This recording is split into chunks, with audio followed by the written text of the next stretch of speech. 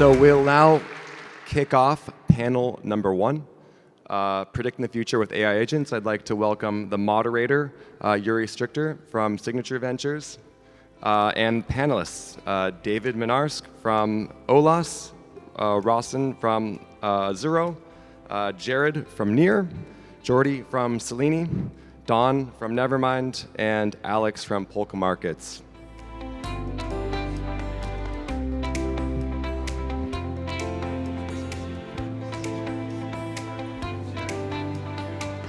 Who wants to sit in my lap? Anybody want to?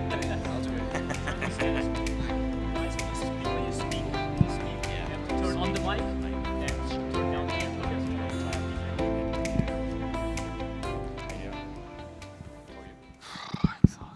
Okay, is that on? Perfect. Okay, welcome everyone. I'm Juri from Signature Ventures. I'm a partner over there, and I'll be hosting the first panel of this lovely gentleman.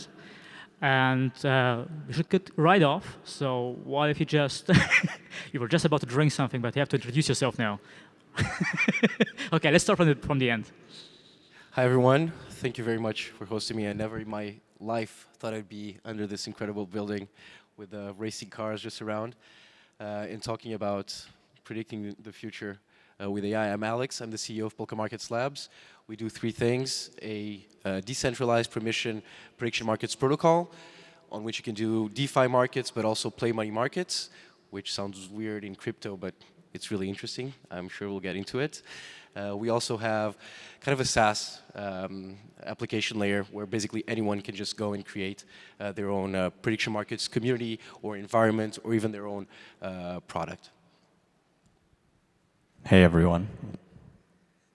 Nice, that's booming. I'm Don, I'm the co-founder of Nevermind. We're building the decentralized AI payments protocol.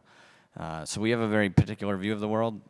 We believe that what we're witnessing now is the rise of a new consumer that's going to manifest as trillions of AI agents, and that these agents are going to change commerce forever. This concept we're calling AI commerce, and in response we're building the PayPal of AI to be the engine behind AI commerce. It's kind of the culmination of a 20-year career and almost 10 years at this cross-section of Web3 and AI. I've been doing this stuff for way longer than it's been cool. But yeah, it's been an interesting journey. Hello. I'm Jordi. I'm the founder of Selini Capital. We do a lot of AI Web3 investments at the moment. I know that there's a lot of people who say it's all scams. We think that's kind of mid-curve. And we're excited to understand what the future is going to look like. We spend a lot of time talking to traditional AI companies and understanding where the research is going. Obviously, it's moving very fast. We're all a little bit jittery. I think we're all kind of a little bit anxious because we know the world's going to change around us very quickly at a rate that we're not used to.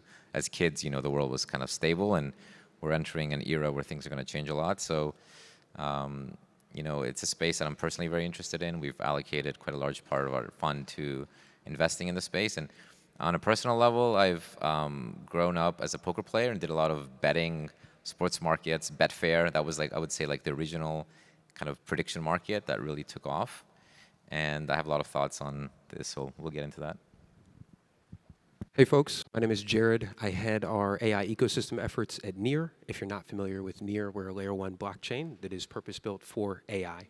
We have built out our own AI native product suite, and growing and scaling our AI ecosystem. Have had the chance to work with some of the founders on this panel, and excited to dig in and share. One of the core initiatives we are focused on advancing is this concept of user-owned AI, which really aligns with the vision for Olas and enabling microeconomies at scale.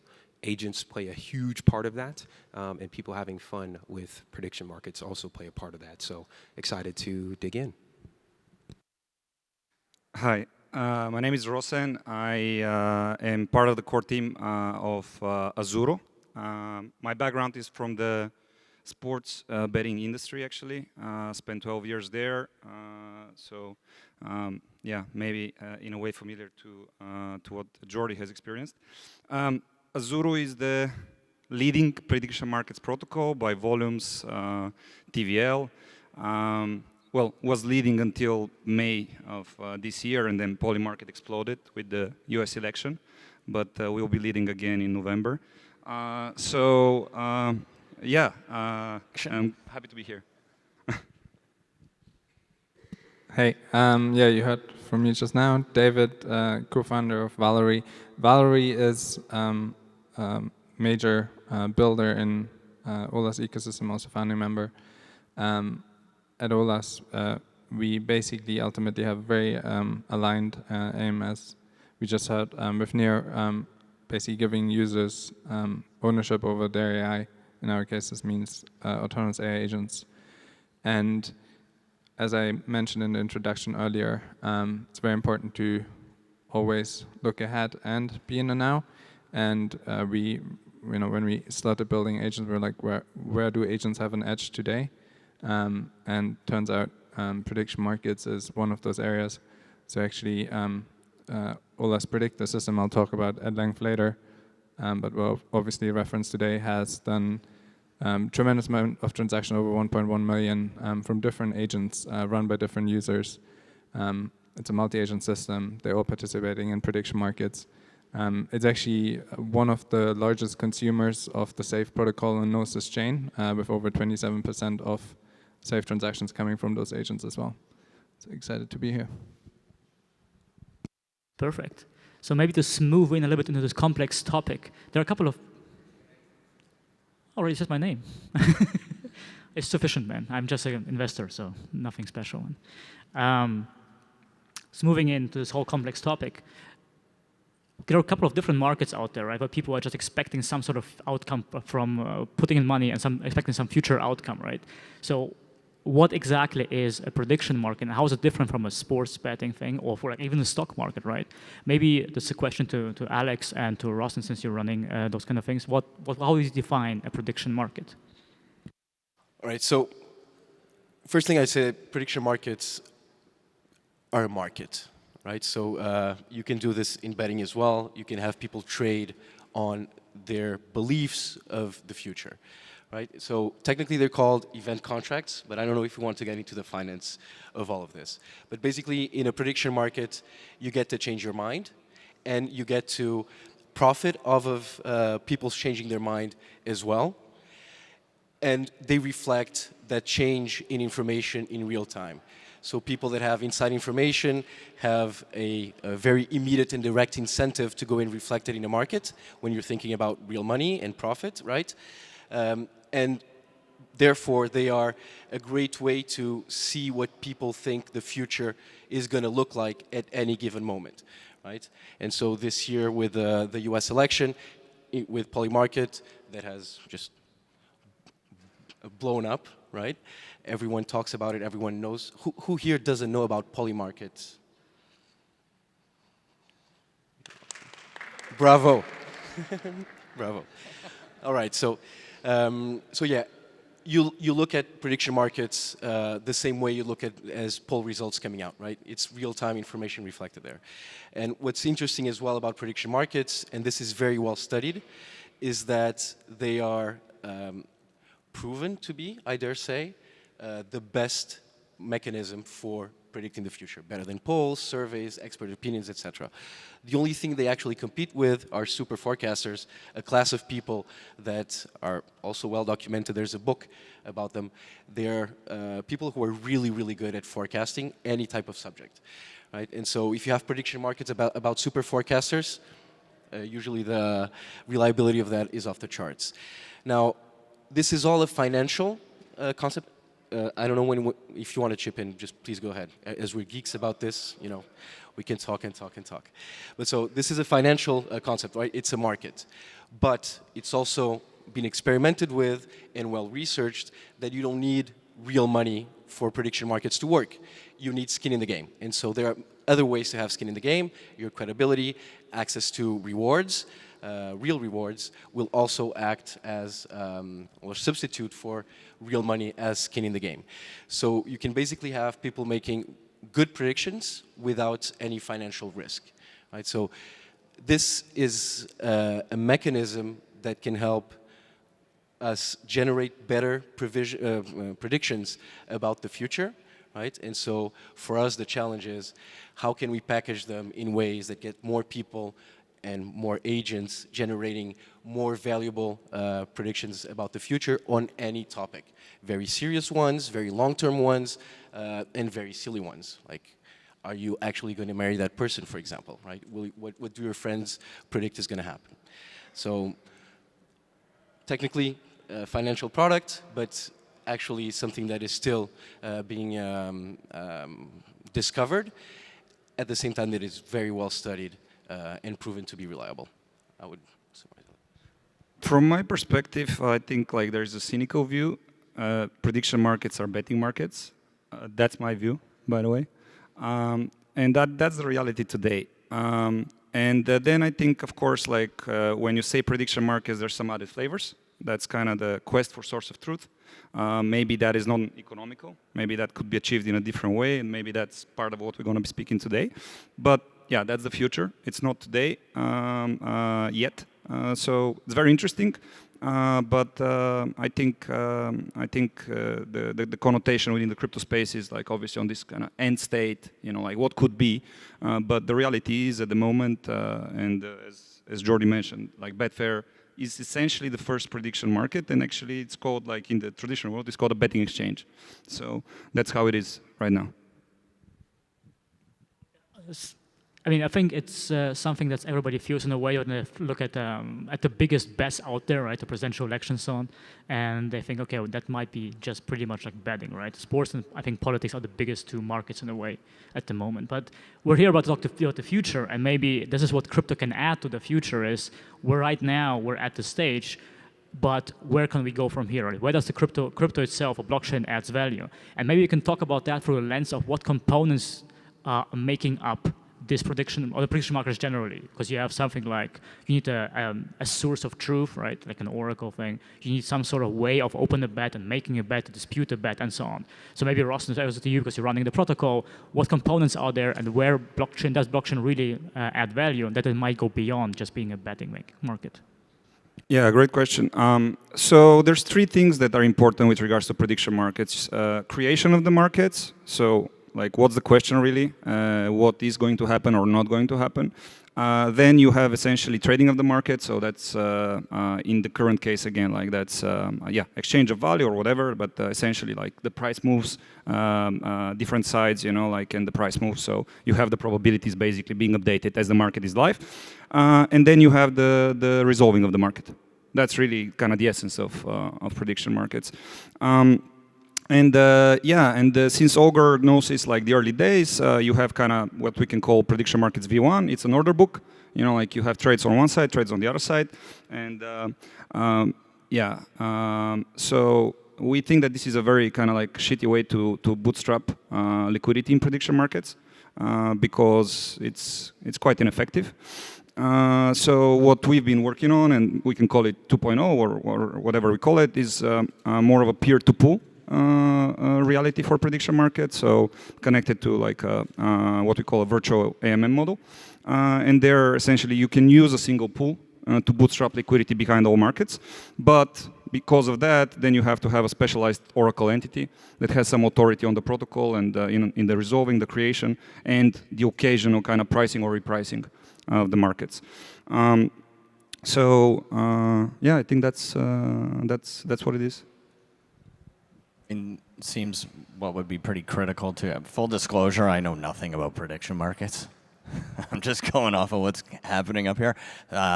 Something that would be pretty critical is the information that is made available to the prediction market. I think I'm paraphrasing, but Hyatt said something to the effect of like, prediction markets are very good at aggregating individual information into singular data points. Just so happens that a tool that's like a vacuum for information are AIs. They really like the stuff because they learn from it. So I think, you know, adding these two things together could be, you know, quite advantageous to anybody running a prediction market. Absolutely. So I think that's what we're going to dive into here today, right, all together. I just had to, so Azuro's architecture, by the way, this liquidity pool, liquidity tree, as you call it, it solves for a critical part of real money prediction markets, right, the liquidity. if you look at the long tail of what you can do with prediction markets, you have these high volume, therefore that aggregate lots of volume prediction markets. The U.S. election on Polymarket being like the stratospheric example, right? Hundreds of millions of dollars, but being able to fund all the markets that you could have to make predictions, the less cynical kind. But he's right. I'm also right. That's the thing that is beautiful about this space, right? Is that the mechanism works so well. You can do it just to bet, just to prove that you're right, just to beat the others, just to make some money, or you can use it as a person who has just a point of view about the future, doesn't want to get on their soapbox on Twitter and try to, just get engagement on a tweet to say that they have a vision of the future. And so it's also a way to participate in generation of content for for other types of participants. And those three elements that you said, I'd add another one, which is the curation of these markets and how you aggregate them, how you make sure that they're solid, that you can participate in them, because a market needs to be very well formed. The question needs to be very well understood. The resolution criteria needs to be very clear. There should be no room for interpretation at resolution time. Everyone participating in a market should know exactly what the rules are. The outcomes should actually cover all possible outcomes, ideally, right? So being able to curate those markets is actually something that is important if you're putting it in the hands of the community and not necessarily centralizing all the creation, which is something that Azuro does, as you were saying. You have this authority that decides what gets created, etc. So there are many different architectures that you... Yeah, and diving in on the back of that, so these three roles are defined by the protocol. The protocol is on-chain, or it could be centralized. We're probably all not so excited about that. And these three roles can be taken by AI agents as well. And that's exactly what we've done in Olas. There's a fourth role I'll cover it on my talk later, but what that then enables is exactly kind of moving along that long tail, because I think, at least from where I sit, and you're both deeper in this specific topic, the question is, like, if you look at prediction markets more generally, like, is there demand for people to engage with these longer tail markets, like niche topics, niche issues, both on the liquidity provision side as well as on the actual trading side? And agents, agents, they don't care if they, if you spin one up and there's a positive marginal cost to doing so, then yeah, well, they will engage. And that's exactly what we're doing and seeing with all this volume which we're now generating in terms of like just transactions. And to answer a bit like your question around like why crypto, it's just very hard to imagine that even happening outside of crypto. I mean, if you imagine like the composition of things that are going on here is there's an on-chain protocol which defines these roles and allows for creation, closing, and trading in those markets, then permissionlessly most of these things can happen, or with some permissions around some of those roles, and then these agents can just be spun up. You can throw some extra in our case at that, or soon some other kind of currency, and then this agent will just go off and do it. Now, if you imagine that happening in a centralized way, some user would have to take out various API keys, would have to sign up to ChatGPT, would have to sign up to potentially other AI models, would have to sign up to the actual betting platform. All this doesn't happen if you use Pearl and Olas, which you can, just olas.network/operate. You can do that now. You just throw some crypto at it and it'll do it. So that's very, very scalable. And to Don's credit, under the hood, what happens then is, if the moment you introduce AI agents to this world, these AI agents tend to be specialized. So they, they specialize in trading in those markets, or they specialize in actually like predicting the future. And so then you get these interactions between agents. So now you get payments in. And so that's another thing which obviously it's hard to imagine that everyone who runs an agent will now take out a Stripe subscription to offer that as a service. It's not going to fly. So instead, what you do is you just give them a wallet and off they go. Earlier this day, I heard someone say, very famous investor, there haven't been any AI crypto transactions, AI to AI. And then obviously, Coinbase Brian said a week ago that they sort of achieved that as POC. I mean, we did it over a year ago, and it's over 1.1 million. So definitely has happened. And I'm not claiming All to be right. the I first. mean, sorry, I've been sitting back here. To be honest, it just seems to me like, I mean, I appreciate builders. I love builders more than like, you know, VCs and all this shit. But it seems to me like everyone's in like their rabbit hole and they're only seeing stuff around them. I think the reality is crypto is needed mainly for one thing right now, which is, I'm sure you understand, regulatory arbitrage. Like this is by far, in a way, the biggest thing. We're in this like world where everything's regulated. Every country has a regulation. What crypto has allowed is, you know, things like Polymarket, for example, has had a hard time imagining the Web 2 version. It's a lot harder to get licenses in all the jurisdictions and all this stuff. So this is by far and away what allows the second part, because Rossen, I mean, the way you described it, it's like there's three parts. You know, you create and then the people, stuff happens and then you settle. That's like saying you're born and then you do some stuff and then you die. I think the middle part is like pretty important, like how that happens. And liquidity, of course, is super important. I appreciate that you guys have done a VAMM, and that's amazing because it is incredibly difficult to bootstrap liquidity. Liquidity is very difficult, and that's partly where crypto comes in. I hope to see like a V3 and a V4 because, as you know, when you're trading on these things, if someone has an edge, they're just going to keep exercising that edge. You know, like I'm in high frequency trading. Whenever like there's a tiny few cents, those things add up, and if there's a pool trading against that, that pool is going to go bankrupt pretty soon. So we'll see how the financial rails happen. There's a lot of efficiencies that come with crypto. First is like treasury yield. Eventually we'll get stable coins, not just USDT, USDC, something that can give you treasury yield. Because the problem right now, if you're making a bet on the election that's in 3 months, and you're giving up the yield for 3 months, and let's say you're betting on something crazy, like who thinks like Kanye West is going to be president? That would be awesome. I'm going to say that, yes. But do you think it's going to happen? Well, okay. Okay. The likelihood? So if I pay you like 2%, you'll probably want to bet all your money, and you're willing to take that. But what if it means locking it up for 2 months? You don't have access, you lose the treasury yield, like, and that's how like you sometimes don't get efficient pricing. So crypto can add that component. You know, you start adding these things on top of each other. But at the end of the day, like if we want to get prediction, we're going to have very specialized agents. And here's what the world in the future will look like. I'll finish up here. I think we're going to have a barbell. Right now, we're all kind of mid-curve. We're going to have a barbell. I've talked to Pump.fun guys, and what's coming there is basically you will be betting on your favorite streamer. Is he going to do a backflip? Is he not going to do, like, is he going to fall down? Is he going to say this, like, word? This kind of, like, social left curve stuff is going to pick up. Fortunately or unfortunately, I don't see many people in the room that will be betting on, you know, speed or Mr. Beast, you know, saying a word. But people will be doing that. And then on the right curve, and this will take longer, I think what we'll see is prediction markets that actually help governments decide what to do, help citizens vote. They will be conditionals. They'll say, okay, what do you think the GDP will be if Trump wins or if Kamala wins in like 6 months' time, 1 year time? And those will be like very large, influential markets that can actually direct policy. And that will take, you know, 20 years, but I think we'll get there. Sorry to rant, everybody. Sorry.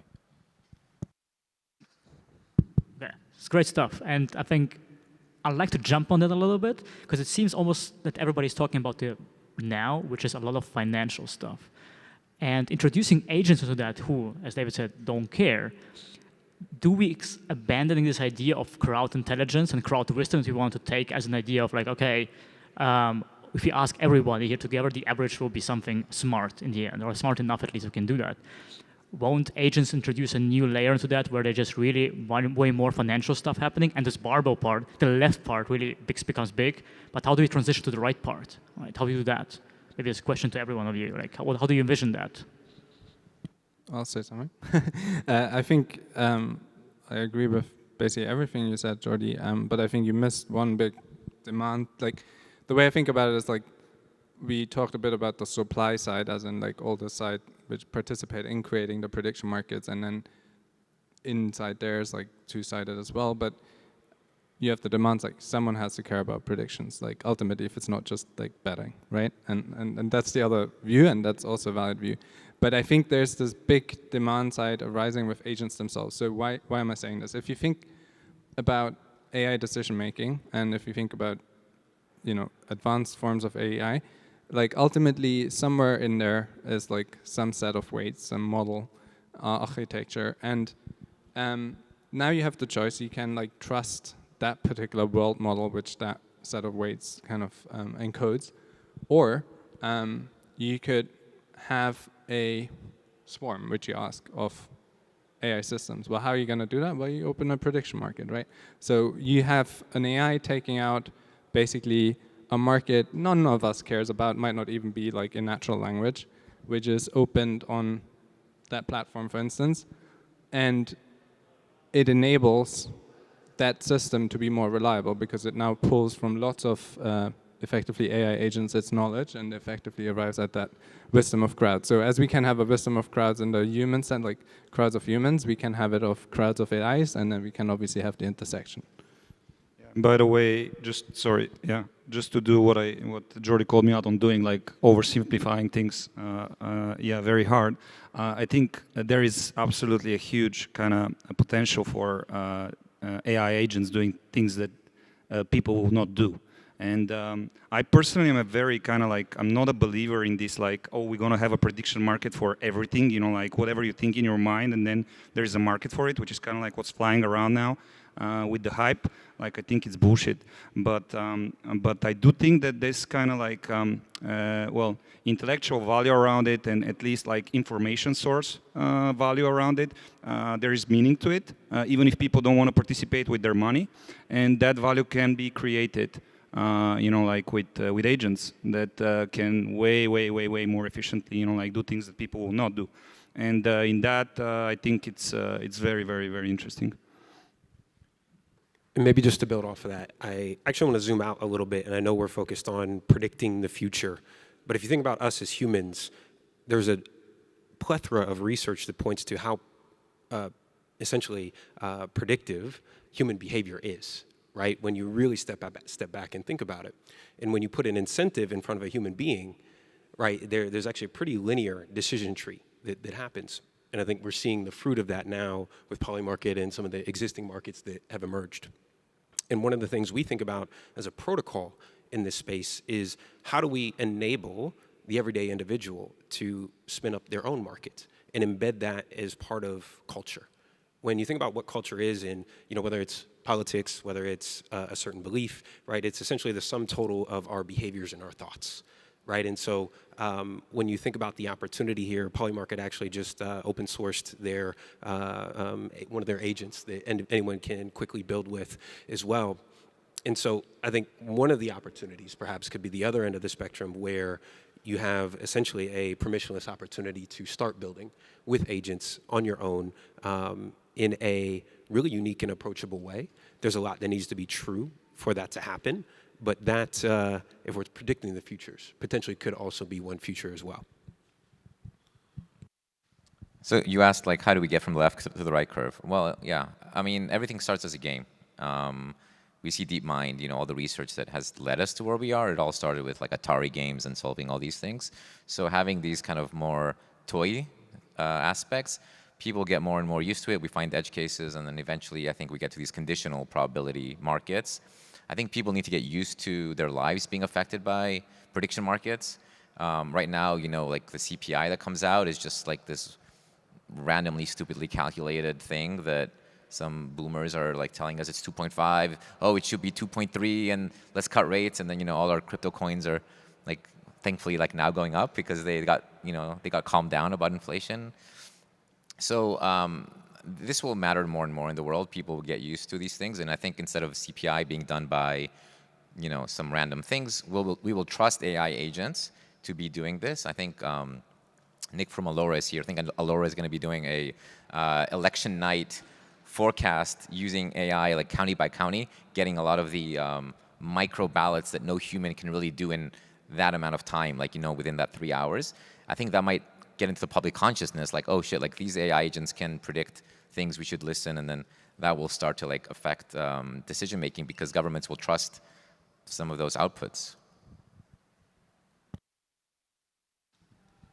So basically what you're saying is that prediction markets need to be accurate for everything that you're describing, right? So the concept of futarchy, making decisions based on the markets, them being logically conditional one to the other, right? So this encoding of how society actually behaves, right? These things like, for example, the economy. It's, you know, economists say this impacts that, right?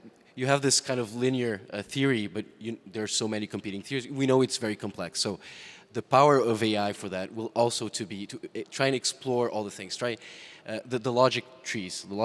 So as you've seen, I like the visionary part of prediction markets more than the cynic part of prediction markets, even though it's true and I value it and I encourage it. Like, please go. I'm just looking at you. No problem. No, I'm joking. No. I love that for example, there are very different metrics. For example, you mentioned TVL and volume, right? We count users and number of markets created and things like that, right? The daily active users, things like that. So there are many ways to look at this. So I do believe that having AI participating in all of this will not only generate more information. Not only will AI feed off this information, but I think we'll start to encode the way society thinks about itself in new ways, because these agents will start making new relationships between the data and causation, correlation, all these things. And so it's very exciting what you can do. Now the question is, will the AI just make predictions by itself, and therefore do you need markets for that information to surface? Where will markets actually help AI kind of inform that, right?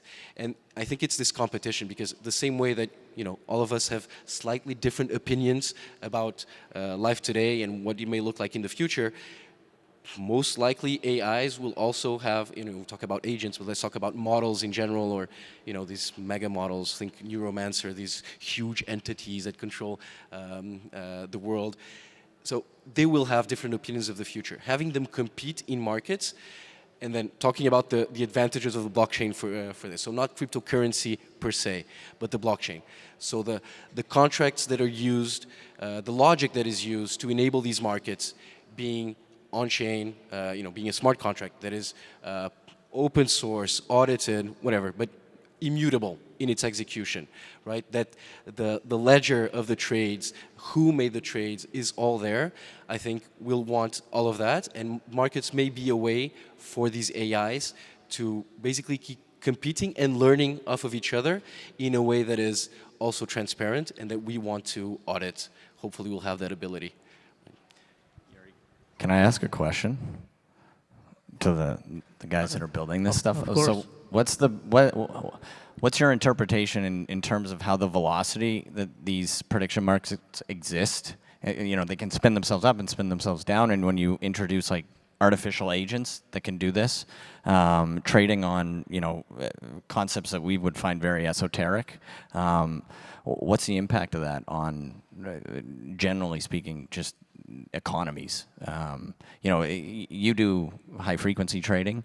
The velocity with which those that happens in a very niche part of the economy can actually crash Wall Street, right? In 2018, we saw this type of impact, right? And that's purely based on the velocity that these trades are happening.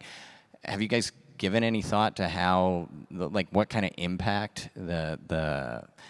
this same type of effect could have on prediction markets when you introduce AI agents to the mix? A very interesting question, but I actually come up with another question, which I'm curious, also what people think. But do you guys think that in that kind of bull case for AI and in prediction markets, actually, if these markets are the markets that people don't want to participate in, do you think that they have to be markets then to really extract the value, which is essentially, predictions about things where money or real money, people's money is not being involved? Because maybe it's not even markets at all. And yes, it can have big impact, right? If it manages to create authority within itself and is trusted to be, reliable, then yeah, can have huge impact. I personally am thinking about it, and I don't know. Like, I'm skeptical on like this part where this is markets, where if people don't want to participate, then it doesn't have to be markets. Then just AI helps us predict things. But does it have to be markets? No, probably not. Yeah, I was alluding to that before. Like, what is the value of markets in that scenario, right? And so let's imagine that this is true. Every time you make a decision, there's a prediction embedded in it. If you have systems that are capable of making decisions at, ultra, it's not high frequency trading, it's high frequency deciding, orienting, whatever, part of the world, digital or physical, that these entities can impact or just want to reason about, right? And add that to the question that you were just asking, like, what is the value of the market? Maybe it's transparency, and that you want them, I don't know, but maybe this is a way for them to just reflect what they're thinking about, what their bet is, because in the end, that's what you're doing. When you're making a decision, you're saying, I think this is the way because this is how I calculate risk, right? So you're making a bet, and prediction markets are a way of quantifying that bet, right? And it is in the interaction between the participants in the market that you have an adjusted value of the different bets that are involved, and that's where the value becomes. So I don't know if markets will become necessary then. I don't think they are now. I think they have value when basically you want your opinion about the future to have some sort of value and to have some sort of reward for it. So maybe that happens when there's a market for that information. Right? And Are you guys European? Like, this is such a socialist concept of like from the capitalist side, of course you need the incentive to make money, and that's kind of going to lead to efficient capital markets, right? Like, your world, I don't really understand, because either you're imagining a world where, there's two camps. Some believe that the open source AI movement is going to be really strong, and eventually, like, this is going to lead the way. If that's the case, then of course you need markets for all these open source models to kind of, compete with each other. Or you think, OpenAI or someone is just going to create the ultimate model that will have the base truth, and who needs markets? Then we're in such a centralized existence. I don't know. Like, is that kind of the world that you're imagining? That where there's going to be like one guy who's going to get there first, build AGI first, and once they build AGI, they don't need to prove themselves. They're just going to dominate, or what are you? Well, can I just jump in, because on the previous questions, so. I think like a lot of this is around inefficiency. Like, if you think about the big crashes, it's about information revealing itself at a certain time, or there being various like errors in systems, right? Like where there's like a flash crash or something, and due to some like system levels issues. So if you have information traveling more freely and being updated more frequently, generally speaking, should make things more stable. Because these things will happen more at the margin rather than like at these extremes. And then to your point, I don't know whether, like, let's say a world where OpenAI is a runaway, and we don't hit an S-curve and we don't hit the next one either, and it just kind of keeps going. You still have this issue that information is dispersed and decision-making is dispersed, and ultimately your model is somewhere centralized, like in some form centralized, because knowledge needs to reach the model, it needs to update. Like, we won't just all suddenly live in this like one space in physical space. So that means like like coming back to a communism capitalism point of view, like centralized planning doesn't work. Like AI models centrally deployed, one big centralized model which kind of makes decisions for the edge. Is that optimal? I don't think so. I think you're right. I just when I say market, I think about kind of like people's money at stake. But I think actually we still, to your point, we still have people's money at stake. If what we're saying is that there is need for that information that we just don't have right now, yeah, but it's just too expensive to get it by getting people to go and bet against each other, which obviously is the reality, right? Because it doesn't happen. Then we're going to get it in a different way, but it's still value to that information, and we're going to be under, like the cost is going to be under the value. Then yes, these are still markets, but they're not our markets.